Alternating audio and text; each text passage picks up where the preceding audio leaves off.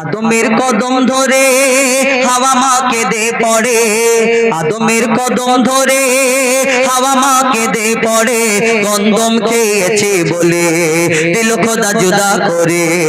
আদমের কদম ধরে হাওয়া মা কেঁদে পড়ে, আদমের কদম ধরে হাওয়া মা কেঁদে পড়ে, গন্ধম খেয়েছে বলে দিল খোদা জুদা করে। আদমের কদম ধরে গো তারা কি বলা কওয়া করতে থাকে কবি ছন্দের মাধ্যমে।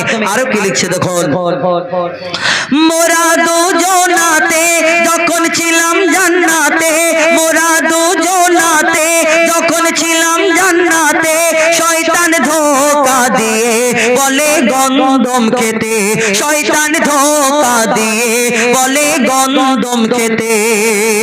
আর শয়তানের ধোঁকায় পড়ে খেয়েছি ভুল করে, গন্ধম খাবার পরে খোদার লানত পড়ে, গন্ধম খাবার পরে খোদার লানত পড়ে গো। জান্নাতি পোশাক কেড়ে দুনিয়ায় দিল ছেড়ে, ওই জান্নাতি পোশাক কেড়ে দুনিয়ায় দিল ছেড়ে, দুজনকে দুই কিনারে, দুজনকে দুই কিনারে। আদমের কদম ধরে হাওয়া মা কেঁদে পড়ে, আদমের কদম ধরে হাওয়া মা কেঁদে পড়ে, গন্ধম খেয়েছে বলে দিল খোদা জুদা করে।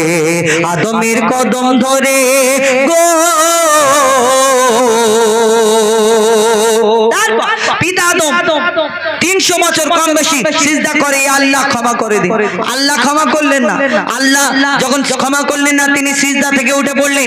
আবার চিন্তা ভাবনা করে ওই আরশে মুআল্লায় যে নাম লেখা ছিল আল্লাহর নামের পাশে যত্ন করে এই নামের ওসিলাতে যখন আবার সিজদা করলেন আল্লাহ ক্ষমা করে দিলেন। তো এই যদি 300 বছর ক্ষমা করতে পারলেন না, কার এমন নাম লেখা ছিল আরশে মুআল্লায়?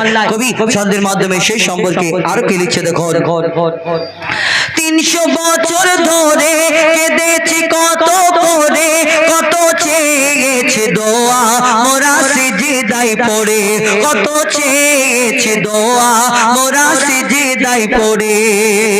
আর চেয়ে দেখি ওই আরশে কার নাম লেখা খোদার পাশে, চেয়ে দেখি ওই আরশে কার নাম লেখা খোদার পাশে, কার নাম লেখা লা ইলাহা ইল্লাল্লাহর পরে মুহাম্মদ রাসূল জুড়ে, লা ইলাহা ইল্লাল্লাহর পরে মুহাম্মদ রাসূল জুড়ে গো।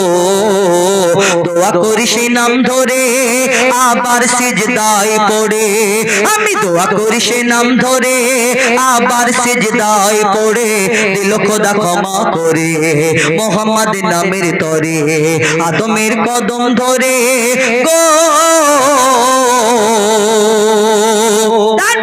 এই দুনিয়াতে আমরা প্রত্যেক মানুষ জানি আমাদের একটা জন্ম, আমাদের প্রত্যেক মানুষের একটা করে বাপ মা আছে। প্রত্যেক ধর্মের মানুষ কি হিন্দু, ইহুদি, বৌদ্ধ, খ্রিস্টান, শিখ, ইসাই, মুসলমান প্রত্যেক মানুষের একটা করে জন্মদাতা বাপ মা আছে। আমরা দুনিয়ার মধ্যে বাপ মা না হলে দুনিয়াতে আসতে পারবো কি করে? হবে না। আবার আমাদের আর একটা বাপ মা আছে শ্বশুর শাশুড়ি, প্রত্যেক ধর্মের 4টে করে বাপ মা এই দুনিয়াতে। কেন? ওই বউর বাপ মা তাকেও তো আব্বাজি আম্মাজি বলতে হবে। একটা ওই আমার নিজের জন্মদাতা আব্বা মা, আবার একটা বউর ওই আব্বা মা মানে আব্বাজি আম্মাজি এই দুনিয়াতে। কিন্তু আমরা মুসলমান প্রত্যেক ধর্মের 4টে করে বাপ মা, কিন্তু আমরা মুসলমান আমাদের 6টা করে বাপ মা। কেমন? যেমন এই দুনিয়াতে পিতা আদম মা হাওয়া তাদের আমরা পিতা মাতা বলে থাকি। একটা নিজের জন্মদাতা বাপ মা, একটা শ্বশুর শাশুড়ি 4টে, আবার পিতা আদম আর মা হাওয়া তারাও আমাদের বাপ মা। কিন্তু কেন তাদের পিতা মাতা বলি?